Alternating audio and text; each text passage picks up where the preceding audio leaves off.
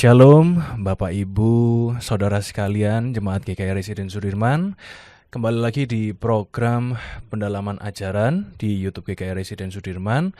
Dan bersama saya kali ini untuk perdana memandu ya untuk acara program pendalaman ajaran ini ya, saya Joy Jordan, dan kali ini saya bersama Pendeta Riki Avianto. Wah, shalom Kak Riki. Shalom Joy, selamat datang di pendalaman ajaran GKI Resud. Iya, shalom Kak. Ini kita ya cukup formal ya. Saya belum biasa ini, tapi tidak apa-apa. Karena tema hari ini cukup menarik. Tapi sebelum itu kita akan berdoa untuk memulai acara pada hari ini. Mari kita berdoa.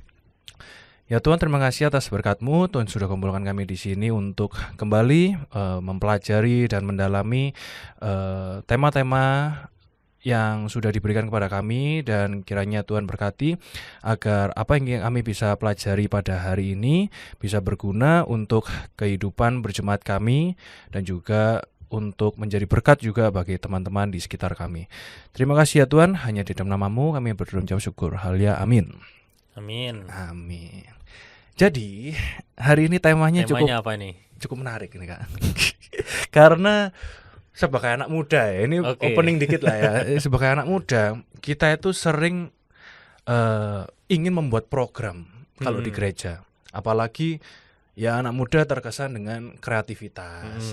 Nah, cuman kendalanya kalau di gereja seperti biasa, itu pengennya acara meriah tapi budgetnya 0 rupiah. Nah, kita ya biasanya akhirnya menggalang dana, tapi ada yang berpikir kayak kok gereja kurang support ya gitu-gitu, karena ini program atas nama gereja tapi kok tidak mendukung dalam hal budget. Kan semua acara butuh budget. Nah, mungkin temanya menarik, dan yang pertama kali kita harus bahas ini tentang teologisnya dulu deh Kak ini. Tapi mungkin biar lebih jelas juga ya konteksnya buat kita yang mendengarkan. Jadi kan kalau di gereja, terutama yang memang mengenal gereja tapi mungkin tidak terlalu ambil bagian banyak di dalam keterlibatan di ruang lingkup pelayanan gereja ya. Jadi kalau di GKI itu kan kita melakukan setiap pelayanan itu semuanya terprogramkan selama setahun begitu ya. Jadi yang rekan-rekan yang ada di Badan Pelayanan Jemaat itu diminta untuk mengumpulkan rencana program kerjanya sekaligus juga rencana anggarannya. Ya itu kan semua harus lengkap gitu ya, termasuk juga ya majelis jemaat. Jadi kita semua itu sudah punya rancangan dalam waktu 1 tahun ke depan ini. Nah, ini kan tayangnya di bulan Mei. Ya ini berarti kan kira-kira sebulan pertama program kerja yang baru tuh berjalan gitu ya. Mulai dari kalau berjalan itu kalau di GKI Resud mulainya dari April sampai Maret. Durasinya kan selalu setahunnya startnya di April ya. Nah, biasanya salah satu percakapan yang menarik itu adalah tentang anggaran. Jadi ketika sudah kayak tadi yang Joy sampaikan, jadi kita berpikir kalau acaranya begini ya, lalu pada saat disampaikan nih inti acaranya bisa ditangkap dengan baik, tapi kita belum bisa menangkap dengan baik nilai nominal rupiah anggarannya nih gitu ya. Terkait dengan ya kebutuhan gereja yang lain, atau juga kita perlu berbagi dengan komisi atau karya pelayanan yang lain gitu ya. Jadi ini kan bisa jadi kayak tagline gitu ya. Iya bisa. Kayaknya mungkin kalau bisa tercapai itu semua seneng kan. Semua pasti seneng. Karena budgetnya 0 rupiah ya. Acara meriah budgetnya 0 rupiah. Jadi ini yang akan kita gumulkan bareng-bareng sebetulnya. Apakah memang gereja itu perlu punya acara yang meriah atau enggak? Lalu apakah memang perlu keluar uang atau ternyata juga enggak gitu ya? Nanti di bagian akhir coba kita kita benar-benar perdalam di bagian itu ya. Nah, kalau tadi Joy bertanya soal teologis, maka saya akan berangkat dari cara kita memahami gereja bukan lagi hanya sebatas gedung, tetapi sebagai proses bagian dari pembangunan jemaat yang Tuhan kerjakan buat kita sebagai gereja. Ya, kalau kita lihat di Yohanes 6 ayat 1 sampai 14 itu kisah tentang 5 roti dan 2 ikan ya. Jadi Di dalam Yohanes 6 ayat 1 sampai 14 itu dikisahkan tentang Yesus yang memberi makan 5.000 orang. Kisahnya sudah familiar kan ya. Ya, jadi ketika Yesus ada di sana, lalu kemudian ada orang-orang yang sakit, Yesus mengadakan mujizat, mereka semua berkumpul. Lalu para murid bingung karena mereka harus menyediakan roti tapi tidak punya uang yang cukup untuk bisa membelinya. Nah, kemudian pada momen itu justru terjadi pergerakan mujizat yang kalau secara mudah itu ditangkap tentang jumlah ya, dari yang sedikit jadi banyak. Tapi sebetulnya kalau kita perdalam lagi ini bicara tentang sesuatu yang diserahkan kepada Yesus. Jadi si anak kecil yang membawa bekal sederhana tapi dia menyerahkannya. Jadi kata kuncinya di situ. Dia menyerahkannya kepada Yesus, maka pola kerajaan Allahnya itu bekerja di dalam kisah tentang 5 roti dan 2 ikan ini ya. Apa yang terbatas di tangan manusia kemudian menjadi tidak terbatas di tangan Yesus Kristus dan bahkan bisa memberkati orang banyak ya. Jadi Yesus tidak langsung menciptakan makanan itu dari ketiadaan, tapi memang memakai apa yang sudah ada, mengucap syukur lalu membagikannya. Nah, itu kalau kita lihat dari Yohanes 6 ayat 1 sampai 14. Jadi fokusnya bukan menunggu mujizatnya tapi tindakan iman dalam menyerahkan apa yang kita punya ya. Itu yang mau kita tangkap dulu dari Yohanes pasal 6. Lalu kemudian 2 Korintus 9 ayat 6 sampai 11. Kalau di ayat ke-8 itu kan bunyinya, Allah sanggup melimpahkan segala kasih karunia kepada kamu supaya kamu senantiasa berkecukupan di dalam segala sesuatu dan malah berkelebihan di dalam pelbagai kebajikan. Jadi bicara tentang berkelebihan dalam ayat 6 sampai 11 ini bukan lagi bicara tentang kuantitas materi atau apa yang kita punya, tapi juga bicara tentang kualitas hidup ya, melihat ada banyak sekali yang Allah berikan di dalam kehidupan kita. Ya, jadi sekalipun kita diberi, tapi kita juga punya kemampuan untuk memberi. Jadi kita diberkati oleh Tuhan itu bukan untuk kita pegang sendiri, tapi juga untuk bisa menjadi saluran berkat yang terus mengalir buat banyak orang. Jadi memang ajakannya untuk berbagi. Ya. Nah, kalau kita lihat dari kedua konteks ini, maka kita belajar tentang bagaimana mengelola apa yang sudah Tuhan berikan dalam kehidupan kita. Ya, menyerahkan itu kan berarti ada sesuatu yang kita punya lalu kita serahkan ya, kepada Yesus ya. Berkelebihan itu mengingatkan kita bahwa memang ternyata kita tidak kekurangan di dalam kehidupan kita ya. Jadi kalau kita bicara balik ke tema kita ya, budget nol itu sebenarnya bisa dipakai sebagai ruang gerak kreatif gitu untuk kita mengolah apa yang sebenarnya bisa kita serahkan dan bagaimana kita melihat apa yang sudah ada ini menjadi sesuatu yang bisa kita bagikan buat orang lain gitu. Nah, kalau secara teologis berarti kan kita bicara tentang pembangunan jemaat ya. Pembangunan jemaat itu akan selalu bergerak dari kebiasaan kita bertahan lalu kemudian jadi punya ruang gerak untuk berpartisipasi dalam karya Allah. Ya, jadi artinya sebagai gereja itu memang kita perlu berani untuk merencanakan, berani memberi, berani melangkah ya. Ini berani ya, Joy ya. Bukan nekat. Jadi ini yang perlu diwaspadai. Kenapa? Karena kalau misalnya kita ya pokoknya yang penting memberi gitu ya. Ya jadinya tanpa direfleksikan itu jadinya bisa jadi nekat gitu. Bukannya nol tapi jadi minus nanti gitu. Ya, betul. Nah, itu kan salah satu ketakutan kita. Nah, maka itu perlu refleksi ya.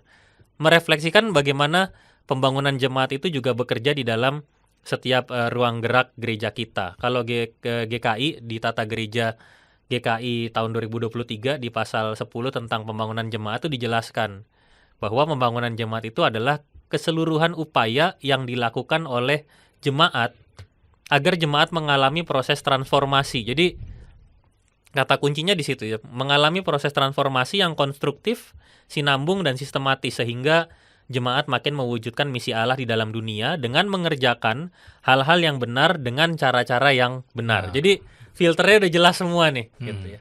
Dan itulah cara kita sebagai gereja. Jadi kalau kita bicara tentang keuangan, tentang budget, kita nggak lagi hanya bahas soal angka, itu bukan bahas soal ini nol apa minus atau surplus, tapi bahas tentang arah dan keberanian teologis sebuah jemaat dalam mengambil bagian di dalam karya Allah. Ya, pembangunan jemaat ini ya memang tidak hanya lewat ibadah minggu, tapi juga lewat karya-karya yang lainnya. Seperti yang tadi saya udah jelaskan di awal, bahwa ya bisa jadi di tahun ini kita berbagi dengan komisi atau karya pelayanan yang lain gitu ya.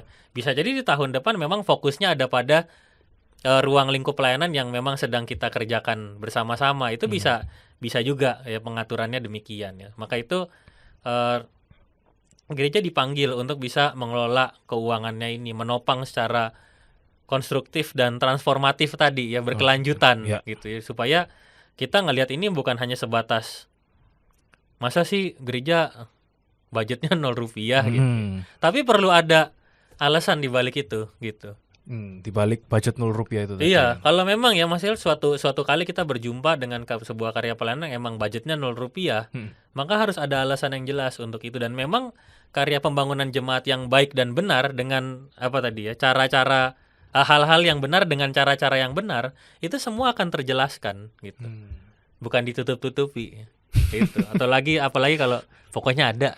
Nah, susah itu. Nggak begitu gitu ya. Kalau gereja yang dengan cara hal-hal yang benar, dengan cara-cara yang benar, pasti semuanya bisa terjelaskan gitu. Mungkin yang aku agak penasaran nih kayak ini tentang prioritas programnya mungkin. Nah itu, oke, kita mungkin berbagi dengan komisi yang lain gitu-gitu ya. Cuman kadang kan pasti akan ada beberapa komisi yang mungkin ada gebrakan baru, something baru, dan akhirnya mau nggak mau pasti ada yang harus dikorbankan nih gitu kan.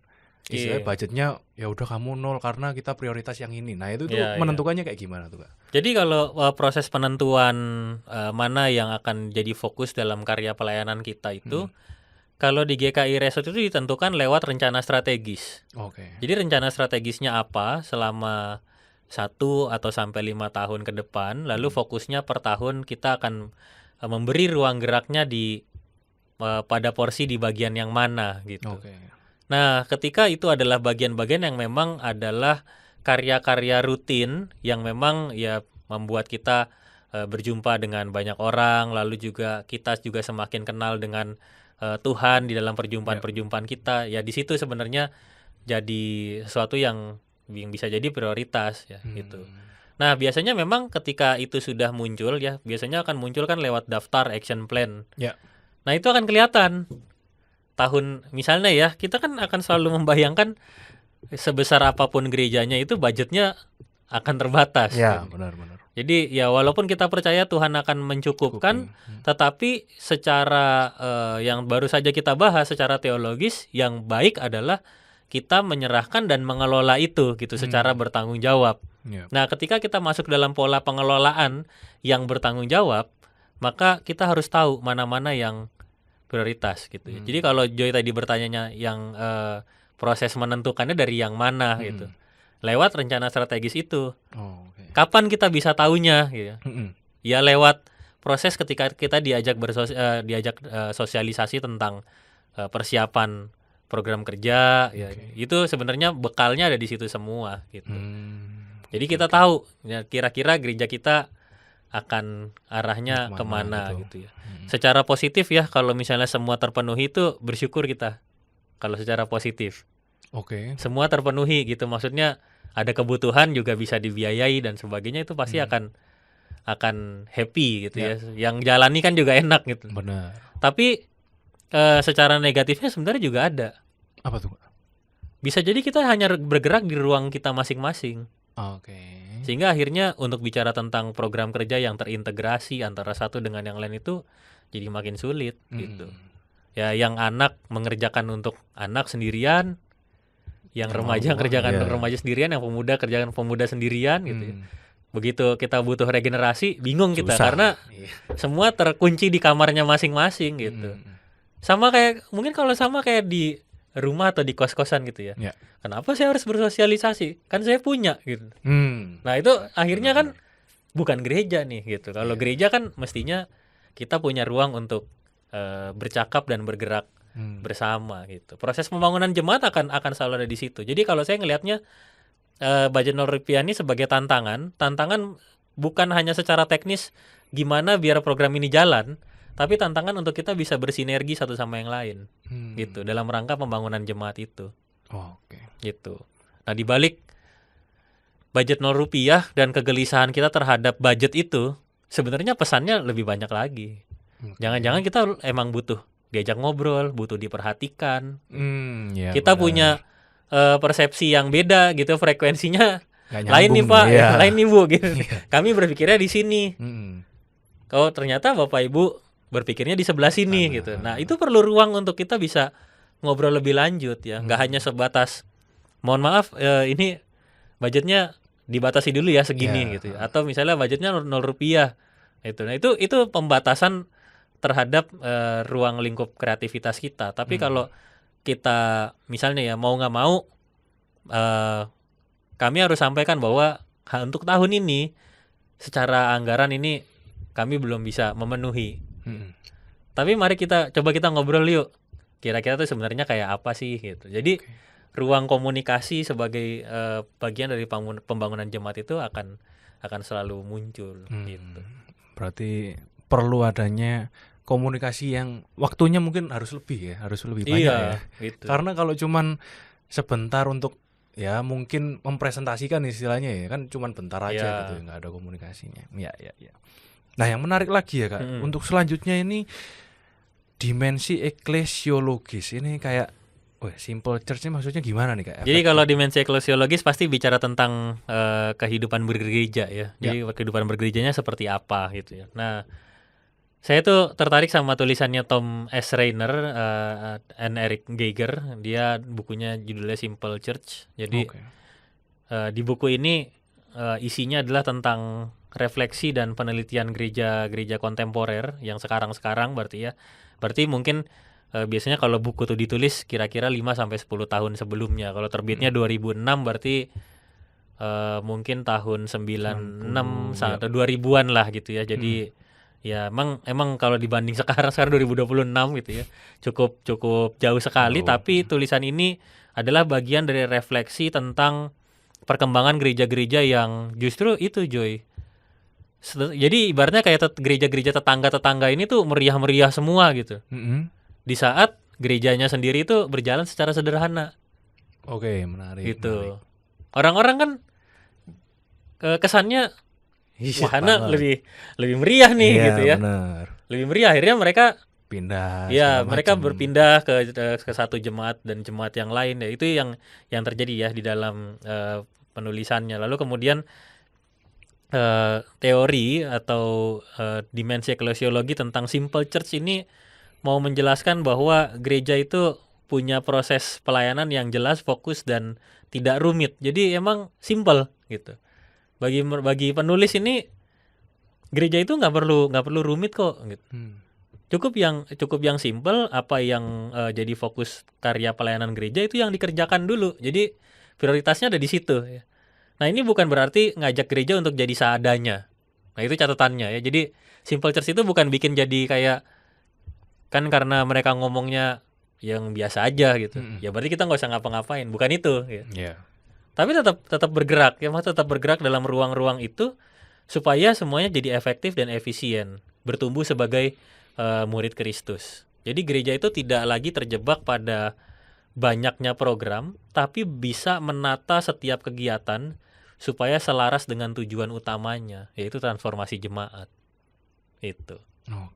Satu gereja bisa 20 program. Tapi yang mentransformasi jemaat yang mana? Jadi itu cara berpikirnya gitu. Kalau ternyata ya ada 1 atau 2 yang bisa secara signifikan mentransformasi umat, ya fokus saya di situ gitu. Yang lain-lainnya bisa digugurkan gitu. Atau ditunda mungkin. Iya, itu ditunda. Itu yang cara mereka memandang gereja supaya gereja ini tetap fokus gitu pada karya pelayanannya. Nah, ini kalau ngomongin gini nih seru nih. Kenapa tuh Kak? Serunya. Coba bayangin aja gereja kita. Gitu. Fokusnya biasanya di mana? Yang mentransformasi umat. Yang mana ya kalau transformasi umat? Apa Kak? Aku belum kepikiran nih. Misalnya ya kebaktian minggu. Kita berpikir serius kebaktian minggu supaya ketika umat datang itu benar-benar bisa merasakan kehadiran Tuhan, merasakan persekutuan, sehingga ya bermusiknya diperbaiki, jadi makin bagus, multimedianya juga difasilitasi dengan baik gitu ya, pengkhotbah, pelayanan firmannya juga diperhatikan dan dievaluasi. Itu kita kerjakan semua gitu. Sebagai bagian dari untuk kita melihat ada proses transformasi umat lewat kebaktian minggu yang kita kerjakan gitu. Nah, ketika misalnya ya suatu saat kita ngelihat ya kebaktian minggu kita atau kebaktian yang lain yang menurut kita dulu itu bagus gitu, terus sekarang kok kayak kehilangan maknanya, maka itu yang sebenarnya salah satu hal yang diperhatikan oleh Simple Church ini gitu. Ada something missing gitu ya dari sebelum-sebelumnya ya. Gitu. Jadi emang harus kesinambungannya harus jelas semua gitu. Nah, itu yang disampaikan oleh mereka. Jadi orang nggak akan capek ngomong, ayo ikut membaca Alkitab setahun, ayo ikut kebaktian sektor, ayo ikut pemuda gitu, karena semuanya terintegrasi gitu. Makin kita nggak ikut itu, makin kita kesulitan untuk ngelihat ada perubahan dalam diri kita. Menarik, Jadi selalu memberi dampak buat umat gitu. Ada impactnya gitu ya. Cuman kalau misalnya kita berpatok pada Simple Church yang sederhana dan juga kita kembali ke mentransformasi umat itu sendiri ya targetnya. Bagaimana kalau misal ada jemaat yang merasa kayak aku ini punya ide untuk ya membangun gereja nih, maksudnya mengembangkan, bahkan ya banyak mungkin target-target yang kiranya bisa membangun kehidupan bergereja, tapi merasa tidak tersalurkan karena kerangkanya tuh karena ya mungkin cukup sederhana kayak gitu-gitu. Nah, itu gimana tuh Kak? Sinkronisasi. Jadi idenya itu kan baik gitu ya. Idenya kita tangkap sebagai sebuah ide yang baik, lalu kira-kira ruang geraknya bisa di seperti apa nih? Bisa di sebelah mana gitu. Itu. Jadi Simple Church itu tidak membuat kita jadi mati karena kreativitas atau ide yang tidak cocok gitu ya. Tapi justru memang makin memberi kita ruang gitu. Ruang dari kita yang biasa kesana kemari, lalu disederhanakan gitu ya. Lalu juga ruang ketika sesuatu yang kelihatannya sederhana tapi juga mau kita kembangkan gitu. Sehingga akhirnya goalsnya itu adalah kita punya makna dari setiap apa yang kita jalani dalam kehidupan bergereja ini gitu. Jadi pada saat kamu mengeluarkan berapa ratus rupiah dan yang 0 rupiah, kamu sama-sama dapat maknanya. Itu. Benar. Bukan hanya sekadar angka rupiahnya, pengeluarannya berapa, pemasukannya berapa, tapi kami jadi tahu nih. Karena sebegini pentingnya, maka harus seperti ini. Ini baik, penting, tapi apakah jadi prioritas sekarang gitu. Ya. Berarti kita harus tetap ya menggunakan kreativitas kita, tapi rangkanya di sini nih, fokusnya ke sini. Itu kan juga kita harus berpikir kreatif lagi kan gitu sebenarnya. Ya, ada ruangnya itu tadi. Dan jangan cepat lelah, karena kalau cepat lelah nanti marah-marah. Benar. Ada beberapa oknum seperti itu ya sepertinya. Iya, maksudnya biar kita tetap ngerti kita satu di jalan yang sama, karena kalau jalan kita nggak bareng, nggak sama, repot juga nanti gitu. Maksudnya kan kita di jalan yang sama untuk mengadakan perubahan, memberi hal-hal yang semakin baik dan positif. Kalau kita udah nggak di jalan yang sama itu, ya berarti kita kan harus kalibrasi lagi nih di antara kita sebagai para pelayan gitu. Jadi ya kadang jalannya memang begitu sih. Kadang enak maju, kadang harus berhenti dulu gitu. Iya benar.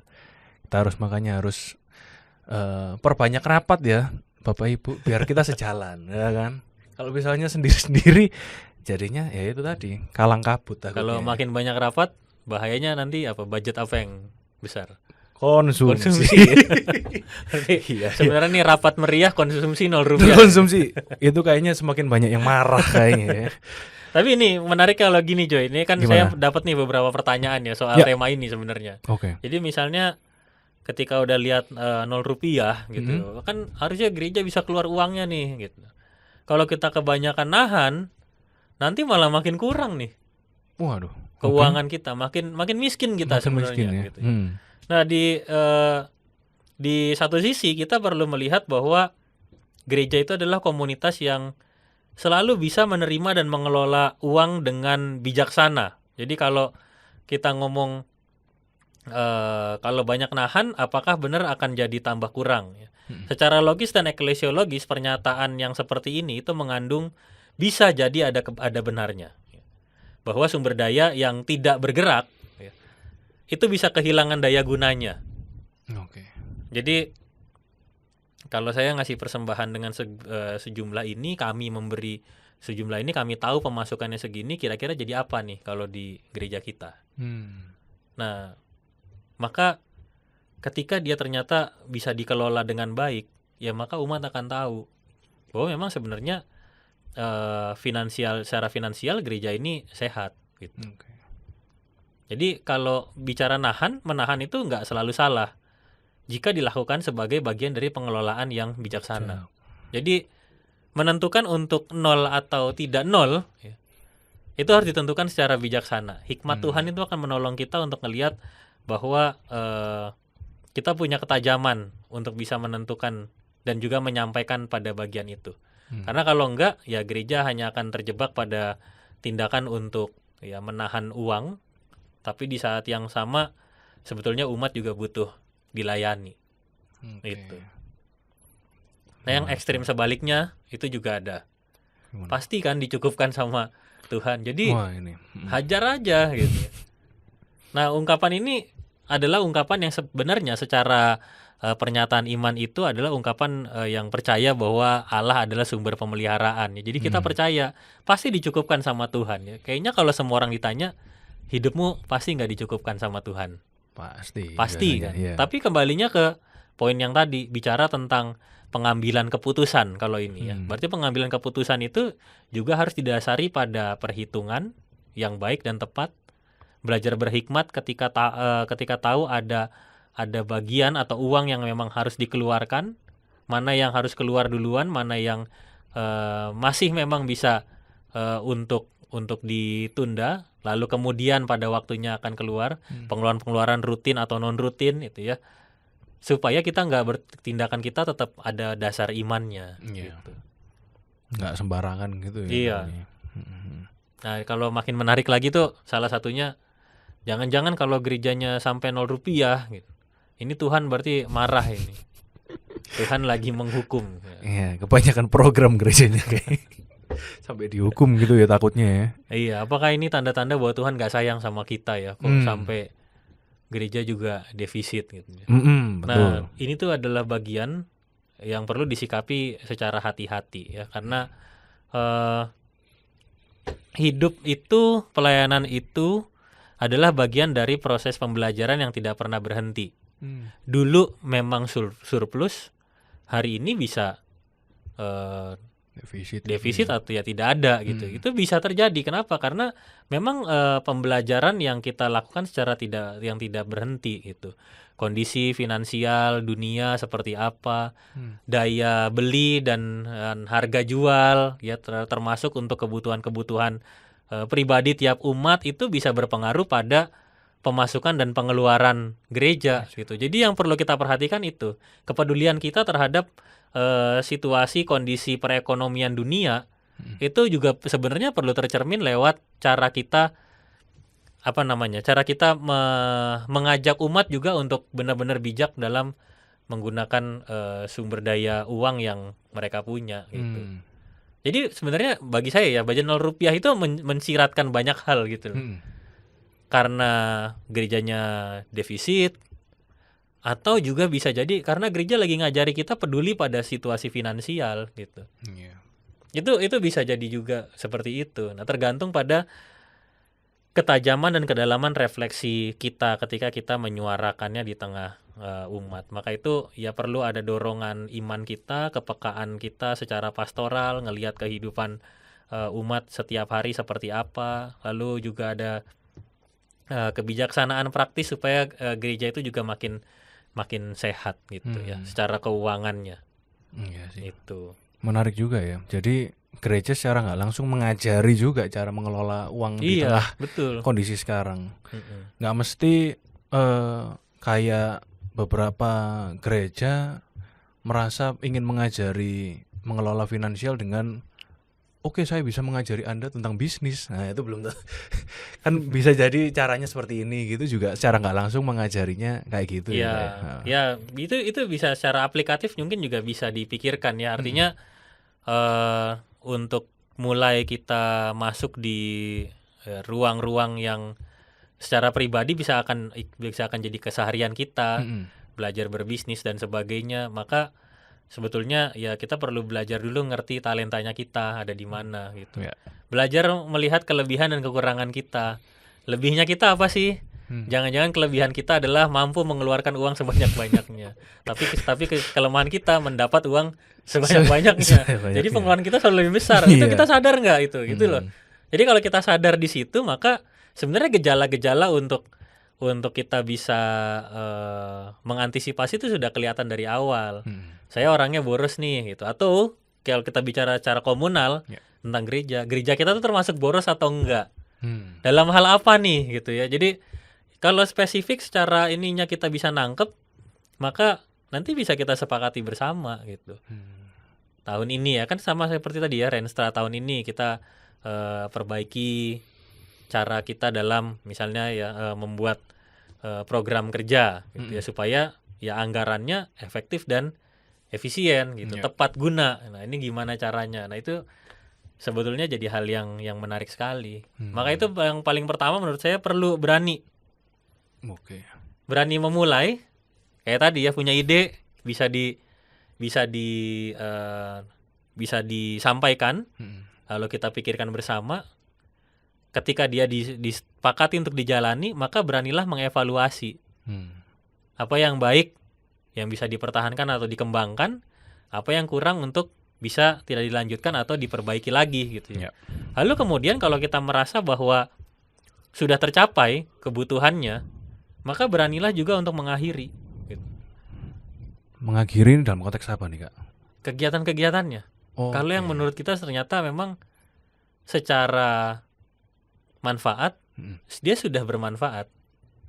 Itu sudah mencapai manfaatnya. Kan ada beberapa kegiatan yang misalnya kita jalanin lagi. Gitu ya.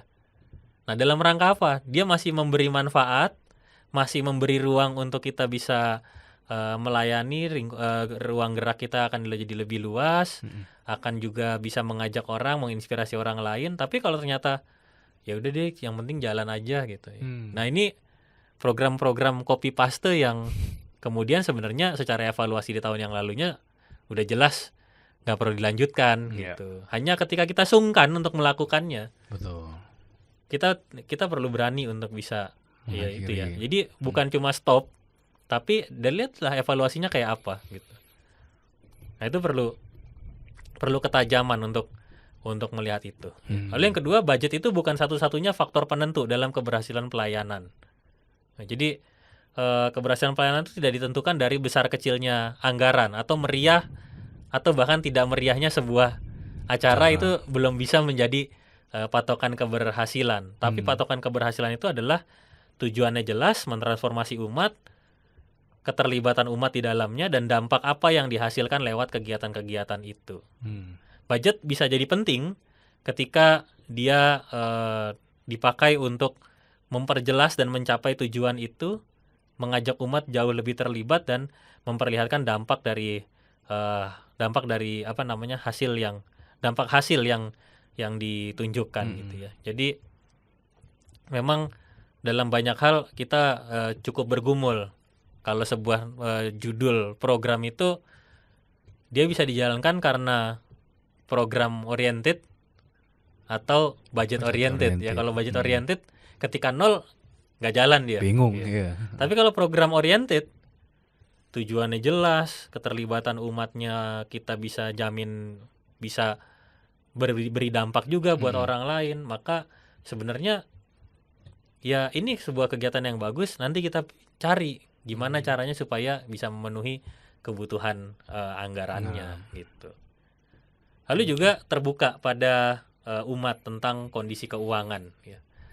GKI Resort termasuk salah satu gereja yang bagi saya di tahun lalu cukup berani untuk mengambil langkah terbuka apa adanya kepada umat ya, di tengah kemampuan ya kita juga dalam mengelola, termasuk melihat situasi, kondisi ya. Jadi kita tidak sedang menakut-nakuti, tetapi kita belajar melihat situasi, kondisi, dan juga berefleksi ya. Karena dengan refleksi maka dia akan selalu menghasilkan semangat gitu. Oh, kalau kondisinya begini berarti kita tuh mestinya begini gitu. Jadi itu ada luapan semangatnya karena refleksinya bisa ditangkap dengan baik gitu.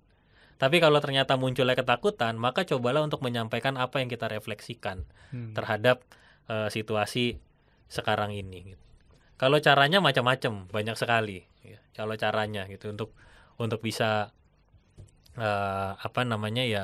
bisa menambahkan ya pemasukan misalnya gitu ya. Misal dengan tadi yang Joy bilang ya, ketika umat sejahtera maka juga bisa jadi berdampak pada pemasukan secara konvensional lewat persembahan gitu. Ketika kita punya kepedulian bahkan di tengah umat yang pada saat ini belakangan ini juga secara kondisi ekonomi juga sedang tidak baik-baik saja, maka ya bisa jadi juga itu akan jadi bagian dari jalur persembahan konvensional ya, yang biasa untuk masuk ke gereja. Tapi juga ada jalur-jalur non konvensional. Maka selama dia dikerjakan dalam sebagai hal-hal yang benar dan dengan cara yang benar, ya maka itu adalah bagian dari ruang gerak gereja. Jadi bisa jadi ada kewirausahaan, pemanfaatan aset gereja, atau kolaborasi pelayanan supaya nilai ekonominya juga lebih meningkat. Ini paham nggak nih? Paham. Cuman aku kadang membayangkan about keterbukaan tentang kondisi keuangan ini ya. Maksudnya aku pun sempat kaget di ibadah itu, majelis pun akhirnya kayak mempresentasikan kayak kondisi keuangan gereja saat itu gimana. Itu mungkin menimbulkan kesan kayak umat itu kayak, wih, kok gereja aja sampai rugi ya gitu. Bukannya aku padahal setiap minggu persembahan kok tetap defisit ya. Ini bagaimana kira-kira kayak gereja menyampaikan transparansinya itu sampai semua jemaat itu mengerti gitu Kak. Maksudnya pengeluarannya untuk apa, pemasukannya seberapa gitu-gitu. Nah, jadi itu namanya situasi dan kondisi. Jadi kalau kita baru menangkap tentang selama ini ternyata saya ngasih segini, baik yang kecil atau yang besar gitu ya nominalnya, kok ternyata gereja masih kurang gitu ya. Masih kurang. Nah, apalagi dengan image bahwa gerejaku besar ini sebenarnya. Bahkan dilihat oleh orang-orang yang nggak pernah ke sini tapi tahu gereja ini, bagi di mata mereka mewah, nih gereja bagus nih, gereja besar ini ya gitu. Betul. Nah, itu kita menangkap situasi dan kondisinya. Jadi situasi dan kondisi itu akan menghasilkan rasa pada kita gitu. Rasanya begini gitu. Tapi refleksi itu akan menimbulkan dorongan dari diri kita. Gitu. Nah, refleksinya apa terhadap situasi kondisi ini gitu ya, kondisi acara meriah budget 0 rupiah ya. Budget 0 rupiah nih refleksinya apa ya. Kita di satu sisi kita percaya Tuhan mencukupkan ya. Di satu sisi kita perlu optimis untuk ada di ruang lingkup sana, sekalipun pada kenyataannya tidak seperti demikian gitu. Kita percaya tapi kita juga butuh hikmat dari Tuhan supaya kita bisa bergerak bareng-bareng untuk bisa tetap melanjutkan karya pelayanan kita gitu. Nah, ketika itu ditangkap sebagai sebuah refleksi, maka umat itu juga akan ngerasa bahwa oh iya, salah satunya ya, ternyata ketika majelis jemaat menyampaikannya pada kami, berarti kita itu dianggap dan diajak untuk memikirkannya bareng-bareng. Gitu. Nah, itu contoh salah satu ya. Jadi kita jadi punya dorongan, saya tidak di kemajelisan tapi majelis berani untuk menyampaikannya pada kami gitu. Berarti kan ya selama ini jangan-jangan bukan pertama kali terjadi, jangan-jangan ya. Pernah tapi ya para majelis berhasil untuk menanganinya gitu. Yang kali ini mereka lebih terbuka ya. Kita bisa mendoakannya. Kita juga bisa ambil peran ya dalam karya-karya pelayanan kita, termasuk juga melakukan pelayanan yang efektif dan efisien itu. Gitu. Itu jadi ada semangatnya kita gitu. Jadi nggak takut tuh karena aduh ini kalau kayak gini nanti ngomonginnya uang. Saya kan nggak menguasai tentang uang gitu. Ya memang ketakutan itu muncul ketika refleksinya nggak ditangkap dengan baik. Oke. Menarik banget ini ya pembahasan kita hari ini. Tapi yang pasti kita diingatkan kembali mengenai ya tadi acara meriah dan budgetnya meskipun 0 rupiah, itu ngingetin bahwa keterbatasan dana itu sebenarnya bukan penghalang utama gitu ya Kak ya. Dan justru ya itu tadi yang Kak Riki selalu bilang adalah ini justru membuat kita mempunyai ruang gitu bagi iman, terus justru kita bisa semakin semakin kreatif, dan ya kita belajar untuk menyerahkan semuanya kepada Tuhan untuk bekerja melampaui apa yang ada. Seperti 5 roti dan 2 ikan tadi. Amin. Gitu ya. Amin ya.